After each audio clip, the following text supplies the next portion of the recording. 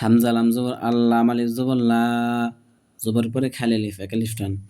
আল্লাহ, তা জবর তা, বা পেশ বু তাবু, দাল ওয়া পেশ দু, তাবু দু। দেখেন এখানে এটা হচ্ছে চিকন চিহ্ন।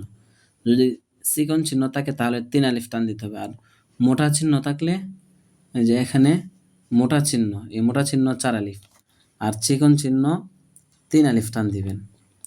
আল্লাহ তা'বুদু, হামজা লামজের ইল, লাম লাম জবর লাল, ইল্লাল, লাম খারা জবর লা, হাজর ল।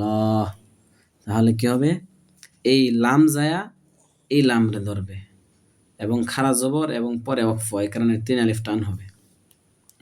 আল্লাহ তা'বুদু ইল লাল্লাহ, লাম লাম জবর লাল, লাম খারা জবর লা, লাল্লাহ ইল্লাল্লাহ।